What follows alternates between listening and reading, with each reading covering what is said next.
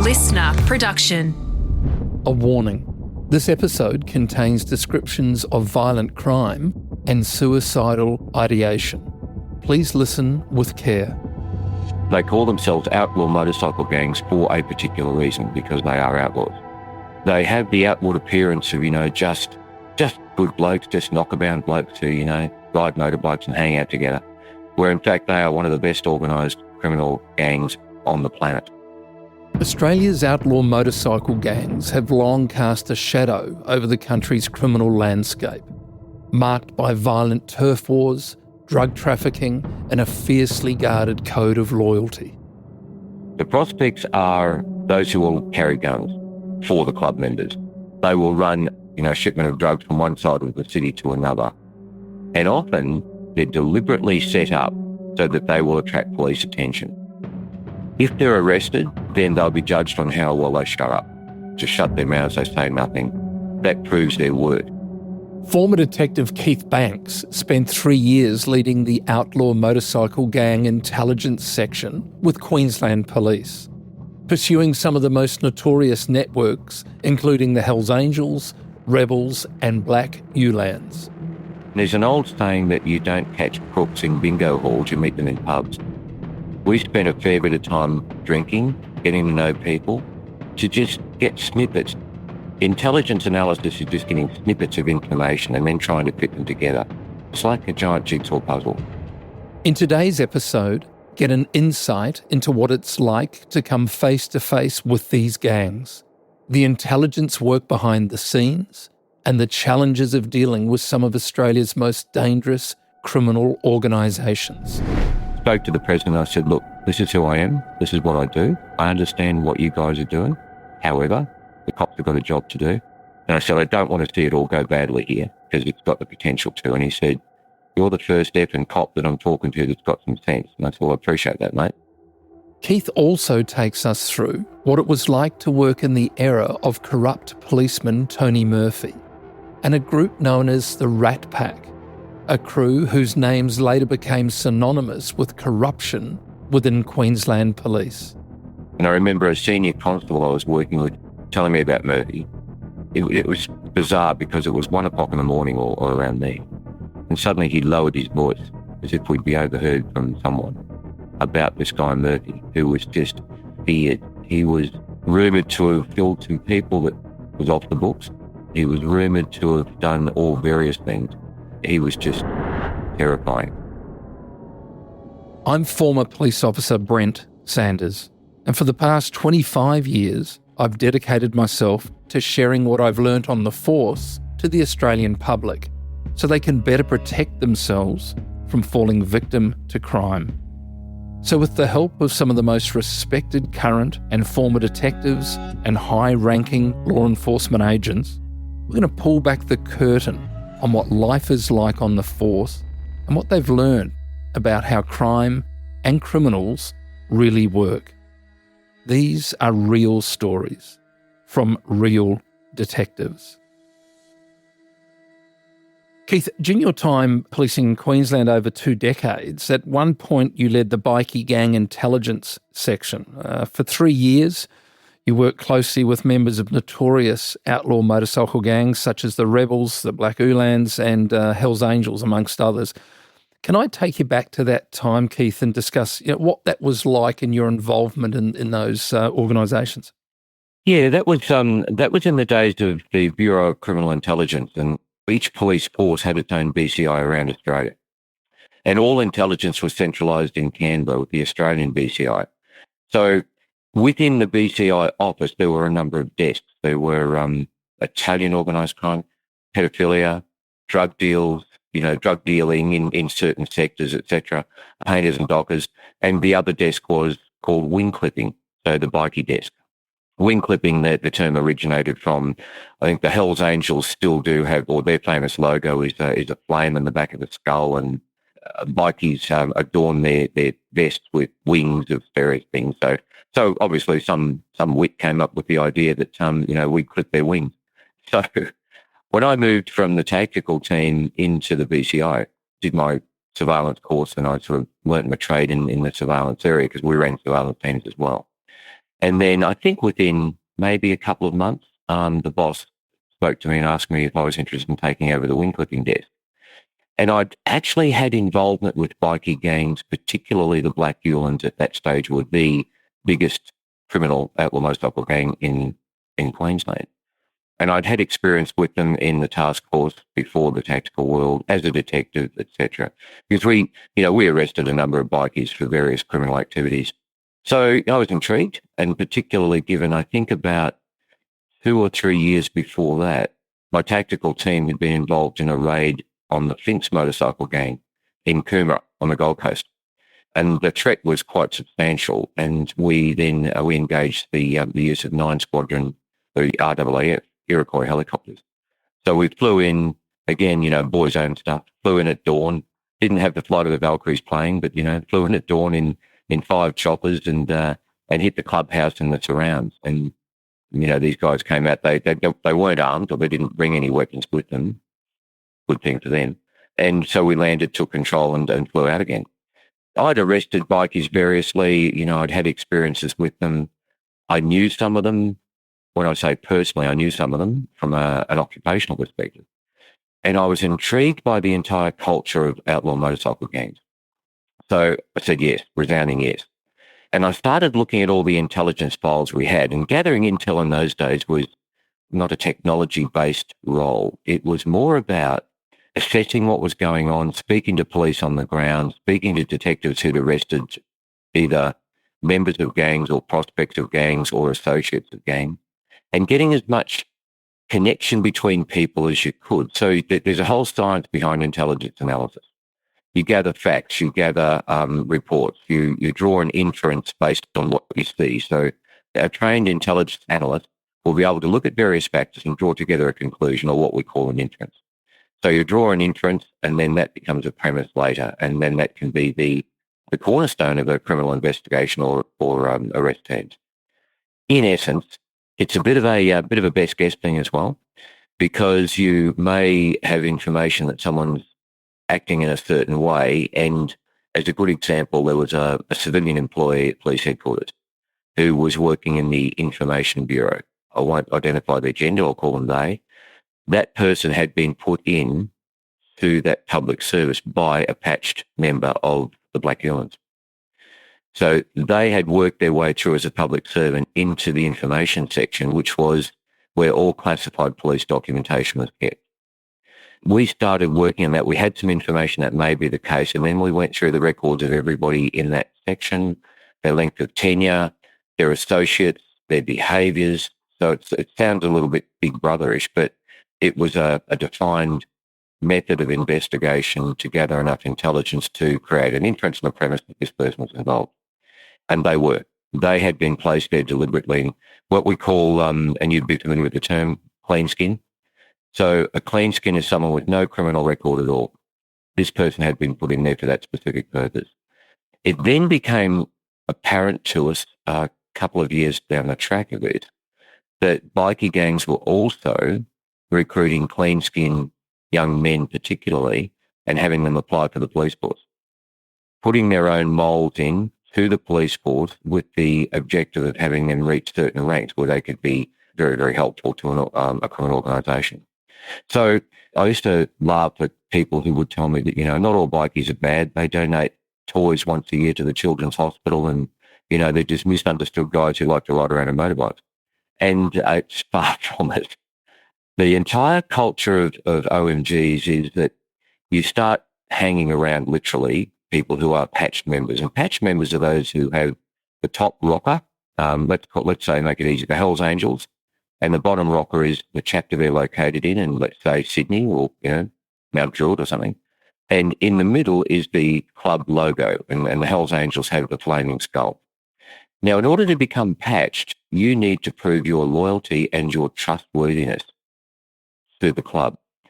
And the club will start you, or they'll start, I suppose, identifying people who hang around the club. And they're literally called hang-arounds. They put seconds of thought into these things. And the hang-around is the one that will go on rides with them. They'll do all the shit work. They will organise things for them. They can then work their way into becoming a prospect. And a prospect, if you see a patched member or you see a bikie gang riding, you'll see that some of them don't have the centerpiece, so that the flaming skull or the logo of the club. They simply have the top rocker and the bottom rocker. They're prospects. They haven't yet proven themselves. They haven't yet shown that they're capable of being a patched member. They do even more shit work, to use the term, than the hangarounds do. The prospects are those who will carry guns for the club members. They'll carry drugs for the club members. They will run a packet of, shipment of drugs from one side of the city to another. And often they're tested this way. They're deliberately set up so that they will attract police attention. If they're arrested, then they'll be judged on how well they shut up. They just shut their mouths, they say nothing. That proves their worth. It's a twofold thing. It proves their worth to the club, and it also eliminates undercover police, because police aren't permitted, unless there's certain circumstances, to commit a criminal act. So it's a way to screen that out. Doesn't always work. Particularly in the USA, there have been some fantastic undercover operations where ATF agents and FBI agents and police agents have actually infiltrated the Hells Angels and become patch members and become sergeants at arms. So it's a really interesting role over there. But the clubs themselves, they call themselves outlaw motorcycle gangs for a particular reason, because they are outlaws. They refuse to follow convention, they refuse to obey the law, and within those clubs there is always a cadre of organised criminals. So they have the outward appearance of, just good blokes, just knockabout blokes who, ride motorbikes and hang out together, where in fact they are one of the best organised criminal gangs on the planet. When I was working in that area, I think the Canadians, it was the Canadians, who had the risk factors of organised crime. The mafia, we're all familiar with the mafia, that was ranked as the number 2 criminal threat. The top criminal threat were outlaw motorcycle gangs, because they have the opportunity. They still do them. They go on things called runs. So it'll be a compulsory run. So you will have to turn up at the clubhouse with your bike, load your swag and whatever on the back, and they will ride from, let's make it up, Melbourne to Perth on an organised run. What they say is that's just all of us getting together, meeting up with our brothers in other states, and having drinks and bringing in strippers and just having a good time and just meeting. When in fact the sole purpose or the underlying purpose of a run is to meet and talk about drug territory, talk about channels of distribution, talk about the methods of either cooking or importation. And that happens, I think a run would probably happen twice a year. So we were aware of all of that. The other interesting thing for me was that anybody who looks from the outside, I suppose, or watches something like Sons of Anarchy, which I quite like, this whole mythology that patch members are brothers for life and they'll never turn on each other. And that's just completely far from the truth. There were a couple of situations where I recruited, I suppose, 2 patched members from 2 different clubs. And I won't identify the clubs because even all these years later, revenge is at the forefront of minds of bikies. These 2 guys were patched. One had been in the club for 3 years. The other one had been, from memory, around 11 years. And they'd been screwed over by the club. They'd had their bikes taken. They'd been bashed on the word of someone else that accused them of disloyalty. So within a bikie club, there are all these, just like any other organisation, I suppose, there's all this political movement and backstabbing and power plays and whatever.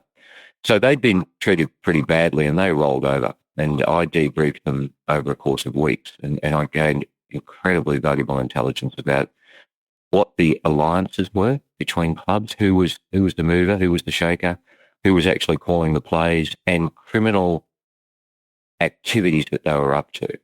And I'm not talking about just, going out and drink driving or stealing something from DJs.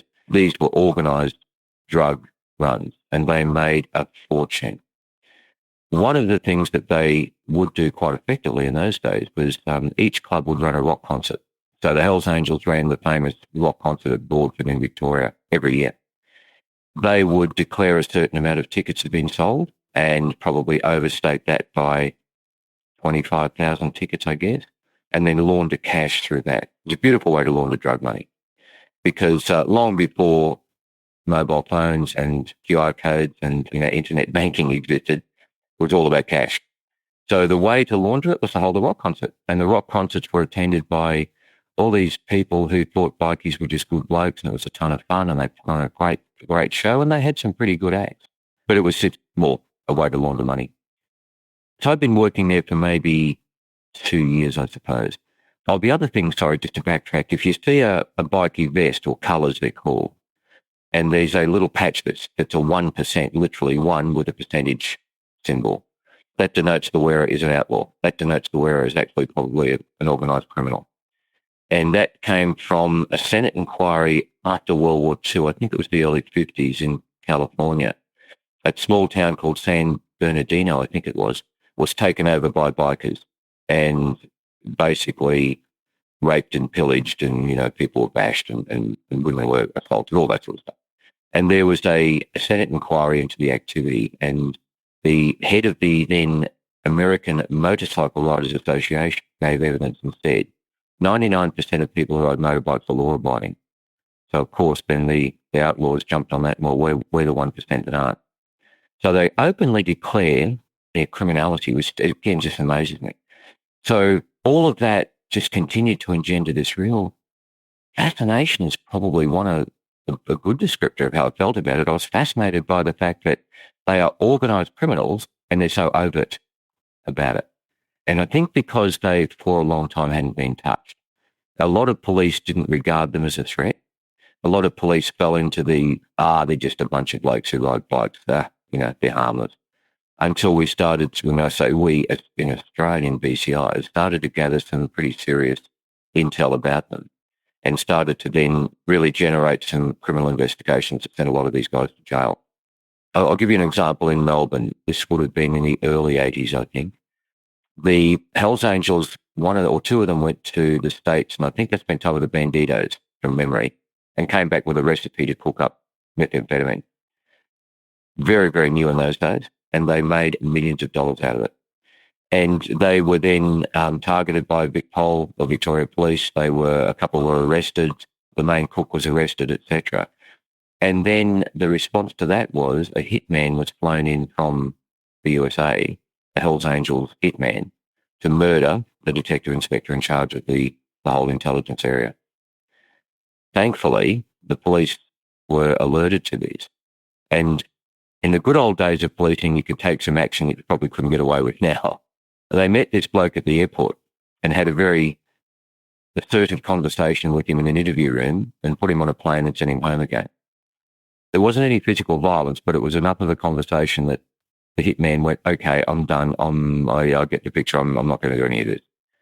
But that just shows it's one example of the lengths that bikie gangs went to and would probably no wrong and still go to deal with opposition. In about, I think it would have been, I went there in 89, so probably, it would have been 1990 or 91, a national task force was started to disrupt the Hells Angels World Run. So to think about what I mentioned about having a run, and a run is organising a meeting to organise criminal activities and lines of distribution. The Hells Angels were having a world run in Adelaide, and it was designed, I think it was set to take place in 1994 or 93. We were tasked with gathering sufficient intelligence to disrupt it, or in other words, to prevent it from happening. I worked for probably 2 years as part of that national task force, in addition to what I was doing locally, and went to every rock concert, every event around the country. We would stand on the roadblocks with the police. So the police would roadblock everybody who went in. They'd take details of who they were. They'd search vehicles if there was reasonable grounds to do it, etc. And rather than being covert, we stood there and we photographed overtly. We took details and made ourselves known. Even though in those days I had shoulder length hair and an earring and all that cool stuff, they knew exactly who we were, and we knew that they knew exactly who we were. So it became a little bit of a mind game. Some of them spoke to us. Most of them told us in no uncertain terms to go away. But we had some people who, you'd flip a business card to someone and he'd give you some information because there might have been something in it for him. Yeah. So again, the loyalty is not blanket. But after that 2 years, we gathered sufficient intel to put a massive report into the Attorney General. And the Attorney General listened, was briefed via the Australian BCI in Canberra.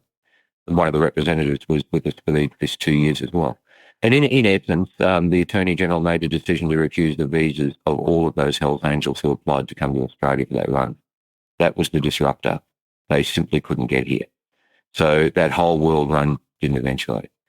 So apologies to any Hells Angels out there who may be listening. Sorry, boys. That was an incredibly interesting part of my career, is just the exposure to a culture that I hadn't been really aware of before. And part of my role was to travel the state and educate police about it as well. So, I'd start at the academy. I'd talk to every recruit intake and explain what outlaw motorcycle gangs are all about. I visited or went around, a bit of a junket, went around to the major regional areas in Queensland to literally educate cops, to try to change that mindset about bikies being not much of a threat to a substantial criminal organisation. So that was, gee whiz, 30 years ago, which is scary. And I look now at the activities of outlaw motorcycle gangs throughout the country, and I fear we really missed our chance to disrupt them, because regardless of what the BCI wing clipping operators tried to do, the message didn't really get through to those in command of police forces, which is quite sad. There was a resurgence of wing clipping investigations back in the late 90s after I'd resigned from the policing, and they did some pretty good work. But, as I say, I fear our opportunity was lost. Keith, it's such a wonderful insight. And goodness me, there's a lot of old terms that you're popping up there that bring back some memories for me, patch members, prospects and that type of thing. You and I have chatted before, and we've chatted off air. I was in the Police New Zealand the same time as you were serving there in Queensland. Of course, New Zealand has a very well-known massive gang issue population. In fact, interestingly, mate, I had a chap on, a chief inspector from New Zealand a year or so back, saying the gang numbers in New Zealand increased 75% in the last 5 years. It's interesting to hear you talk about this. I know it's different, but it's the same. New Zealand, I was in a riot unit for 2 years, like a raptor thing that they set up here in New South Wales, and it was a sort of a zero tolerance with the gangs. And then they sort of pulled back a bit from that. And I'm just listening to what you're saying, and I can't help but think there are some real parallels there, that it took the foot off the throat a little bit. And, these young guys that get attracted into these gangs as prospects, and then, they've got to do their time. They become patch members. These are often boys 15, 16, 17. I know New Zealand, they throw $10,000 at them in a Harley Davidson, and suddenly they're committed to this organisation for life. Prior to this, you were a undercover operative yourself. In fact, one of the first undercover operatives in Queensland. And I was wondering, you see police inside the gangs. That is such a long, slow process. But were you getting any intel at all from, I know we wouldn't have had any police members within the gang, but you're getting any intel from associates and things? Is any of that would have been feeding through for you? Yeah, we did. We had informants who were on the fringes. There were a couple of patch members who rolled over, but that was for their own reasons. They felt slighted and hard done by. But we had people just giving us information, and you'd spend a lot of time in the field. And there's an old saying that you don't catch crooks in bingo halls, you meet them in pubs. And we spent a fair bit of time drinking, getting to know people, not declaring ourselves all the time, as in declaring ourselves to be cops all the time, but certainly enough to just get snippets. And in the intelligence area, it's a fascinating field. Intelligence analysis is just getting snippets of information and then trying to fit them together. Some don't fit, you discard them, but you'd be surprised at how many things. It's like a giant jigsaw puzzle. So you get information from someone about the rebels. You get some information from someone about, the Black Ulans. I know this guy from the Ulans is meeting someone from the rebels. And you go, okay, it's interesting because 3 months ago, they were at each other's throats. So there's a shifting in alliance. And it was always about drugs, always about money. So you'd be able to see, the alliances. And in fact, we disrupted a Black Ulan's motorcade. I think it was when they were at war with the rebels. And they were driving from Brisbane to the Sunshine Coast to go to the rebels' clubhouse and shoot it up. And so we got them intercepted by the tactical guys, and they had a German 9mm Schmeiser submachine gun that, if you watch the old war movies, they were a beautiful bit of kit. an M60 that was stolen, so a machine gun that had been stolen from the army, from an army reserve depot. They had explosives, they had handguns, and they were on the way to do war. And we were able to intercept and disrupt that because of information from someone who was on the fringes, combined with some other things. So, yeah, it's a really interesting field. And as I said before, mate, it still fascinates me because I just watch it now as a civilian. The way that alliances chop and change, you know. The Black Ulans, now that's the gang that folks would probably, and particularly outside of Queensland, may not even be aware of. They've sort of dissolved and disappeared, but this is a gang that were very front and centre during your time. They were founded in Queensland, and back in the day, one of, if not the wealthiest outlaw motorcycle gang in Australia. They had a 15-year reign as Australia's largest suppliers of methamphetamine. Now, this is a motorcycle gang that a huge percentage of the country probably never heard of. They weren't massive in numbers, but the amount of money that was going through, and I always smile like you do, Keith, you know, when we see Comanchero's rebels going on these drives with teddy bears and stuff to drop them at the children's hospital. And it's a wonderful piece of PR on their part, because people say, oh, goodness me, you know, they're not that bad.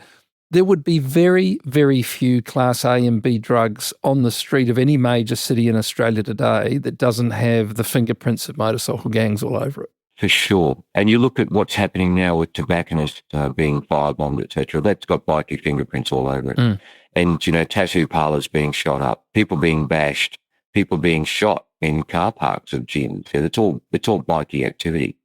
And the thing that, you know, really used to amuse us as well was that every time you have a clubhouse raided, so we'd always send the tactical guys in. I used to be one of them, of course. Send them in first, then we'd go in and gather whatever intel we could, any documentation, all under warrant. You would always see posters on the wall, like the Wild Ones, the Marlon Brando movie that was made after the riot in California, or Godfather posters, or all of this gangster stuff. And you just go, these guys are living in a little bit of a strange world. They actually think that they're gangsters, and they think they're, you know, all these real hard tough guys. And it's interesting that very often in my experience, when they were confronted, they were very, very compliant. They would not be like that in the public eye, but they were certainly very compliant with us. So it's just that whole paradox, you know, of the tough gangs and so on. And I notice now that it has been a real move, particularly in Sydney, to recruit young men into gangs, into clubs that don't ride motorbikes. They're there because of their connections, or because of, I would think, the young guys, because they're expendable. You know, so as you said before, mate, you throw money at a young guy, and money, girls, bike, whatever, lifestyle, and they fall right into that, and then that's it, they're indentured for the rest of their lives. And that's the other side to it too, isn't it? As we well know, Keith, you know, these young blokes that go in as prospects and maybe get patched up, it's not like they can do a year or two and then go and see the boss and say, look, mate, I'm done here, I'm going to go and get a plumbing apprenticeship. You're in there until such time as they tell you you're not. I used to find too, mate, the guys that were probably most cooperative with the police were the guys in their 40s who'd probably been in the gang for 25 years, and they just, they couldn't be bothered with all the drama. We also found with the gangs that were really up to their neck in the drugs, they wanted to decrease their presence on the street, so they didn't want to be turned over by the police. Yeah, they didn't want to all be congregating 100, 150 of them at a pub, right, police come through and all that. The more successful they became with regards to the income and money they were making, the more sort of low profile they became. I thought that was an interesting aspect of that environment as well. Yeah, absolutely, mate. You know, we saw that in the late 80s and the early 90s start to take effect. They'd fly from Brisbane to Cairns on drug runs and wear long sleeve shirts to cover the tats, take off the necklaces and the paraphernalia and just try to blend in. And it's interesting, you know, when you said, you know, guys have been in the club 25 years, it reminded me there was a Gypsy Jokers run from Adelaide to Brisbane and far north, I think. And the Gypsy Jokers are a notorious club based in Adelaide, and they're one of the most violent clubs, or they were. I was happily sitting in my office in police headquarters, you know, and one of the guys came in and said, oh, mate, there's about 150 or so Gypsy Jokers on their way into Brisbane. I thought, okay, that's interesting. So strolled down, but before I left the office, I put a 9mm pistol just in my waistband under the shirt was sort of tucked out so it wasn't obvious, just in case. So I walked down to where they were and they'd been stopped by police and trouble was brewing. It was about to get ugly. And I thought, shit, and I had a pair of jeans and a shirt and whatever, long hair. So I walked over and discreetly got my badge out and discreetly spoke to someone and said, where's the president? And, it was the usual, who the F wants to know? And I said, mate, just trust me, I need to talk to the president. At that stage, I was a detective sergeant, so I'd been in the job, bit seasoned, I suppose, and mid-30s or whatever, so I wasn't a kid. And spoke to the president, I said, look, this is who I am, this is what I do. I understand what you guys are doing. I understand you just want to go on your run and be uninterrupted. However, the cops have got a job to do. And I said, I don't want to see it all go badly here because it's got the potential to. And he said, you're the first effing cop that I'm talking to that's got some sense. And I said, well, I appreciate that, mate. Pretty much brokered a deal between him and the commissioned officer in charge of the scene. Well, I reflected on this only a little while ago because I came across a photo. After it all calmed down, I was talking to a guy probably 15 years older than me who had this really cool soft-tail Harley. Because working on biker gangs, I developed a bit of a taste for Harleys, which is quite ironic. And so I'm looking at the bike and having a chat to him about it. And I said, mate, any chance of a photo? And he said, sure. So I've got this photo of this gypsy joker who'd probably done his fair share of crime with his arm around the shoulder of a detective sergeant who's running the bikie wing clipping desk with the avowed mission to, bring them all down. And it is a cracker of a photo. We're both grinning at the camera and so on. And I found it the other day going through some things and thought that sort of says it all about the ability of police to just diffuse stuff just by talking and having a little bit of humble pie, not going in and going, right, we run this place, you don't. There's a time and a place for that too. But I just remember thinking, shit, if this kicks off, it's not going to be good for either side. And then we all parted friends. Such a valid point that you make too, Keith, isn't it? Because whether it's the young beat cop, just out of the academy, or like you say, a seasoned sort of D-sergeant, the key to successful or effective policing is communication, isn't it? You're dealing with guys who've been through the ringer that many times. You couldn't have a discussion like that with a prospect because that's not where their heads are. But the guy you're talking to, he's been in the gang 20-odd years, mate. He doesn't need to spend another night in the cells. And they want that path of least resistance. So, yep. And nothing will have changed in that world, Keith. I mean, you've been out of the job for a little while. Mm. These gangs are still around, Comancheros, rebels, still, they're everywhere, Hell's Angels. Do we still have a fair bit of intelligence going on? There's still a fair bit of police resources devoted to the gangs up there in Queensland? In Queensland, for sure, yeah. Victoria went through a stage where Christine Nixon, I'm happy to use her name, she was appointed Commissioner of the Victoria Police some years ago. And unfortunately, she had a position that there was no such thing as a criminal gang in Victoria. That was her policy. So she disbanded the BCI, disbanded all investigations into organised criminal bikie gangs, and Victoria became known as Switzerland in that culture. So bikies would come from Adelaide, from New South Wales, from Queensland to Victoria to do all their stuff with the knowledge that they just weren't going to be targeted. And fortunately, when she left, that gang investigation was resurrected. But yeah, again, I think she was in a job for 4 or 5 years. There was a lot of damage done then.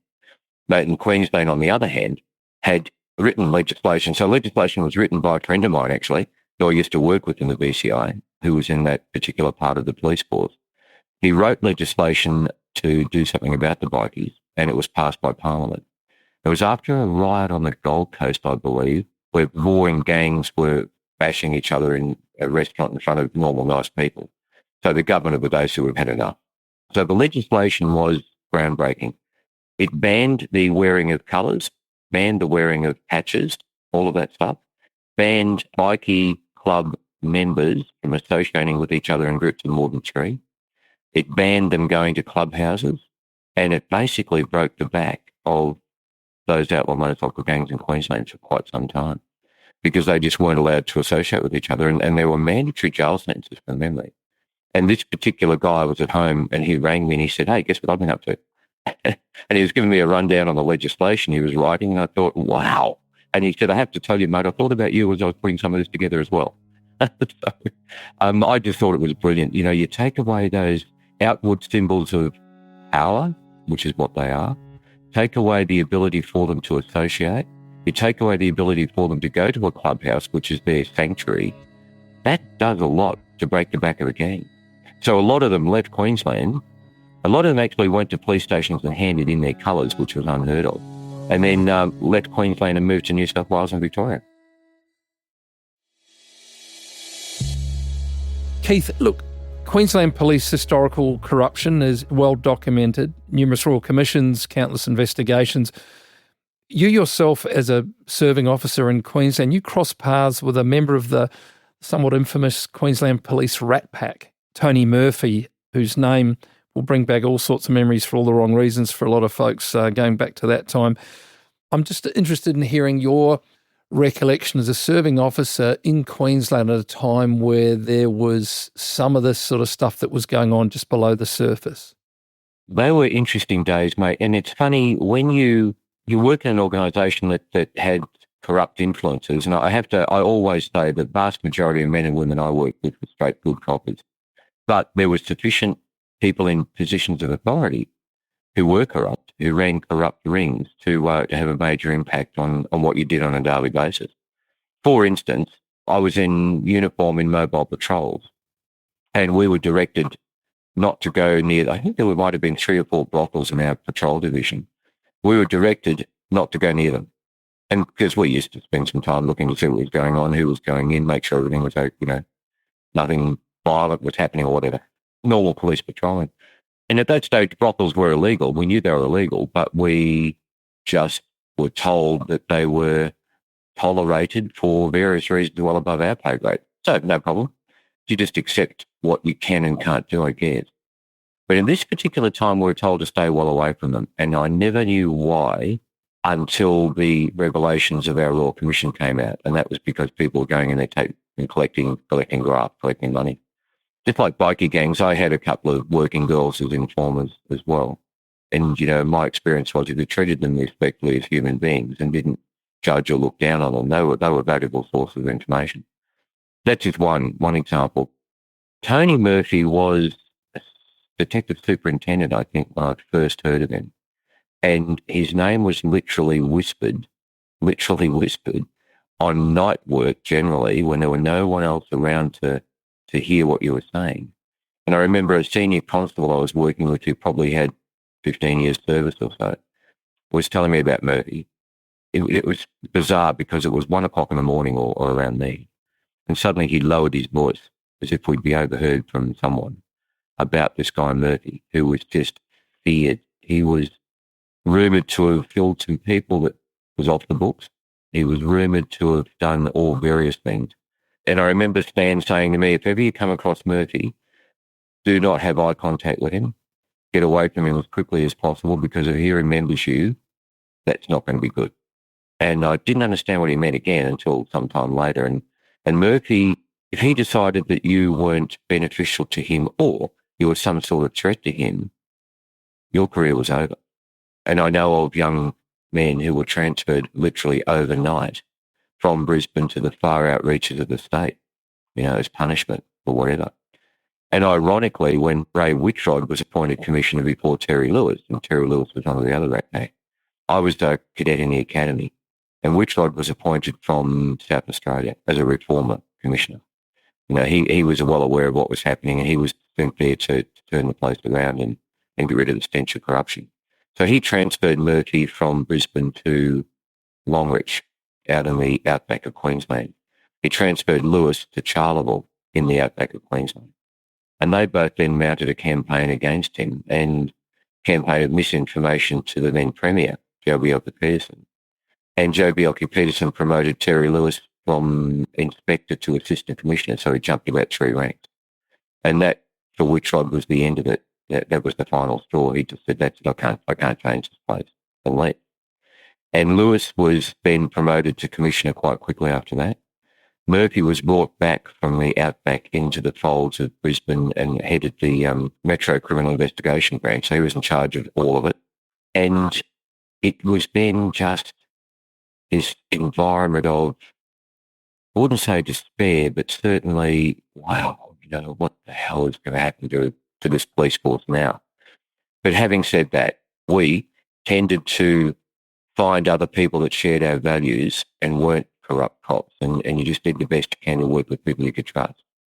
There were things that occurred. There were things that happened where investigations were stopped without explanation, or a particular identity could walk into the foyer of police headquarters without being challenged, walk straight through the security officers at the front, get into the lift and go straight to the commission's office anytime he wanted.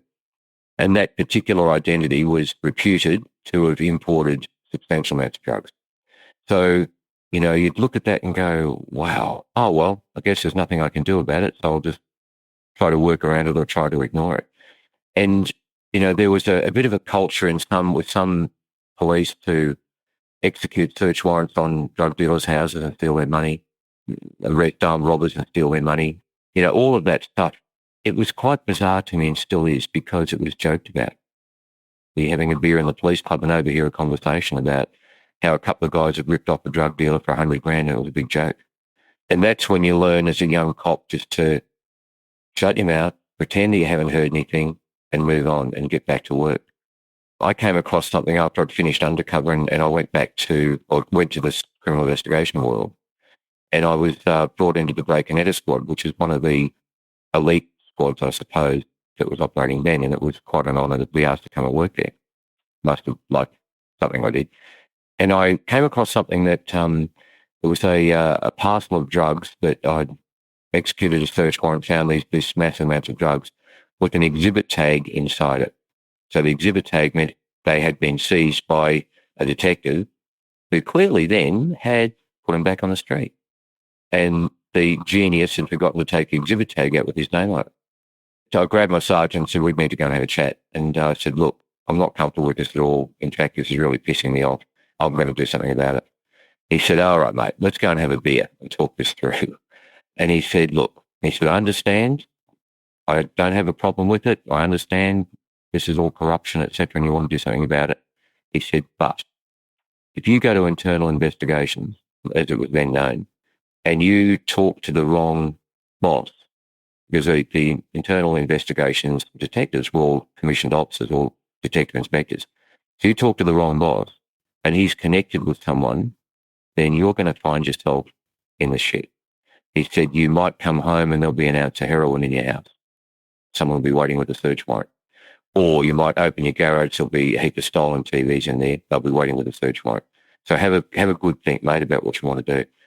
And that conversation chilled me, because I thought, wow, if I tried to do something about some corrupt activity that I think is completely wrong, then I'm going to potentially be the victim. So that encouraged a culture of just shutting up and getting on with it. It was almost compartmentalized where, half of us were good straight coppers and the other half were in it for themselves. So there was a level of distrust between the two camps, because those corrupt cops, they were just as conscious of the fact that they wanted people who thought like they did. But if you were a straight cop, there was a bit of a demeaning phrase. So they preferred to associate with their own. And there was, all of this stuff went on while Murphy was still in the job and Lewis was the commissioner. And then after our corruption, or during our corruption inquiry, we suddenly found these corrupt police running for cover. I think there was at least one suicide, maybe two, where they just realised they were going to go to jail and kill themselves. There were people being arrested and charged that just blew me away, because I thought they were good straight cops and they weren't. And when the evidence came out of that commission of inquiry, a lot of them were subject to peer pressure to take the money. And in fact, one senior police officer was saying he'd never spent any of the cash he had that he'd been given. He hid it in cavity bricks in his house and just hid it there, and it just built up over the years and he had no idea what to do with it. And that's quite sad, that you didn't feel that you had the ability to stick to your moral compass and your integrity and say no. It was quite a bizarre time, and Murphy was feared. He was literally feared. If you went to the police club, which was a licensed bar, and you saw Murphy was in there drinking, you just quietly exit stage right and go somewhere else, in the event that you incurred his wrath for some reason. And it was just, it was a bizarre time, mate. Even when he resigned, he still exerted a lot of power and influence. You mentioned that, a lot of this started to turn back on itself as a result of which was the Royal Commission, mate? Which was the one that really brought this to a head, and which one was that? The Fitzgerald Inquiry. The Fitzgerald Inquiry. Tony Fitzgerald was a QC, I think. What year was that? That was 1987, and it concluded in 1989. And so I guess the obvious question that Tony Murphy, Terry Lewis, I mean, goodness me, like you said, you're a young copper. Murphy's a detective chief super. I mean, that's a hell of a rank. He's right up there. And then Lewis goes to the rank of commissioner, top of the tree. What happened to these guys as a result of all that? Did they get locked up? Did they do time? Or what happened to the likes of Tony Murphy? Lewis went to jail for, I think he was sentenced to 14 years for official corruption. And they've served 11 or 12. So, yeah, there are still some police in Queensland who leap to his defence, probably because he was a personable, affable guy. And that's why, if you look at any conversations or literature around the Rat Pack, so Murphy, Hallahan and Lewis, it was their plan all along to have Lewis installed as a commissioner because he was a better public face for it. Murphy was the strategist, and this guy Hallahan was the muscle. Now, Hallahan, even in the bad old days when it was really difficult to be charged and convicted of anything, he was charged with corruption and by some straight police. So he left. Murphy, during that whole inquiry, the chief witness, who was a corrupt cop who organised all of the payouts, gave evidence, and he spoke about Murphy a lot, but nothing ever happened to him. Murphy died some years ago, always denying that he was corrupt and it was all just a fit up and, he's just a good bloke, etc. No witnesses came forward with sufficient information to have Murphy charged. I look back at it, and a lot of cops of my vintage share the same opinion, is that he was just terrifying. No one was prepared to give evidence against him. Lewis, yeah. Murphy, no. No, just that. It's almost impossible to explain the presence the man had. And he was a very effective investigator, a very good detective, just like Roger Rogerson, a corrupt criminal. Did you ever meet Murphy personally, or did you have those sort of fleeting into the bar, he was there, out type of thing? No, I met him a couple of times just through jobs that had happened, and he'd walk into the office and want to know what was going on. And I never knew it was because we'd arrested someone who was associated with him, or whether he was just wanting to keep his finger on the pulse. Or possibly he was actually doing his job as a boss, which would have been fine. But he just had this intimidating presence. He seemed to be always around, if that makes sense. You might be on a 2 to 10 shift, locking a crook up, doing interviews, etc. And suddenly Murphy would materialise from the corridor. The first time he used my name, I thought, oh, Jesus, why didn't he know my name? And as I say, mate, that could have been because he was doing his job, or it could have been that he was just wanting to know what was going on and who he could manipulate. It's just quite a bizarre time. But I had little to do with him, thank God. And you mentioned more of a charismatic sort of a character like a Terry Lewis. It's interesting how, you've mentioned also Roger Rogerson, who was the New South Wales copper. Those who met him said a very similar thing. Extremely charismatic, a very good police officer when he chose to be, working on the right side of the ledger. To this day, some still bat for him. It's interesting, isn't it? Yeah, it is. Yeah, I met Roger a couple of times when I was in Sydney on expedition jobs or something else. And I remember the first time I met him, detectives in those days would, they'd have a big lunch at least once a week. And there was a table of, 15 or 20 coppers, all detectives. And Roger was sitting at the head of the table holding court. And I remember thinking, boy, this guy's because I had very little knowledge of what he was like then. This is a good guy. Talking about catching crooks, he's obviously knows what he's doing. People love him. I thought, wow, what an impressive man. And then within 12 months, he'd organised the attempted murder of Mick Drury and some other things came out. Just one of those striking personalities. Whereas Lewis was the affable guy. He was your mate. He was friendly. We remembered your name, and he toured Queensland and did some good work. He upgraded police stations. He did some various things, but all the time he was taking money, on a regular basis. But he just had that almost self-deprecating approach. Whereas Murphy, you could feel the air of menace. With Lewis, it was like, it's sort of like your uncle, and it was very clever, very clever. You look at a Murphy, a character of that type, he's probably on a psychiatrist's couch, a bloody borderline psychopath, and probably was when he went into the job. You wonder about a Terry Lewis as a 19-year-old or younger going into the academy and coming out with all the the dreams of young blokes coming out. You wonder just what happened there, don't you? You wonder what the turning point was, and where it got to the point where he couldn't turn back, and lights of Murphy and stuff have him in their pocket, and it's an interesting one, isn't it? Yeah, it's the power of personality and all that stuff, I guess. And Lewis always denied till he died that he was corrupt. Murphy denied until he died that he was corrupt, and that's the thing. That was part of your education as a cop: admit nothing, deny everything. Demand proof, make counter allegations, make us for them, and that was the culture. I'm not going to say a thing, and so sadly, the truth will never come out. But there's sufficient men and women around at those days who would tell the same story I'm telling. Keith, it's always such a pleasure to get back chatting to you. I know we've done a interview before, and we spoke then, Keith, that you did 20-odd years in the job, retired, 95. You said at the time, you've made no secret of it, you suffered terribly from post-traumatic stress, even before a time when we even had a label for it and it wasn't even diagnosed. And it was I think 24 years later that you got your formal diagnosis. You lost a lot of skin in the job, Keith. On the flip side to that, I know that you've written a couple of books and one particularly looks at that battle that sadly so many police experience. Can you just tell us a little bit about, those couple of books that you've written and if folks listening can still pick those up somewhere? Sure, yeah. So the first one I wrote was Drugs, Guns and Lies, about undercover, working deep undercover back in those interesting days of corruption and so on. Then I wrote the second one about literally the second half of my career, where it's called Gun to the Head. So it's metaphorical and physical. And that was about a particular gun battle that I'd been involved in, and some other things as well that really just sent me down a path of just darkness and just incredibly bloody joyless and sad and self-medicating and full of anger and all of those things that I didn't realise were a condition. And I struggled with that for, it was around 30 years from the time of that gun battle until my diagnosis. And so I've written very openly about that. I've written about recovery and, the fact that there is hope and there is light at the end of the tunnel. And what the publication of those books has allowed me to do is to get into a keynote speaking space.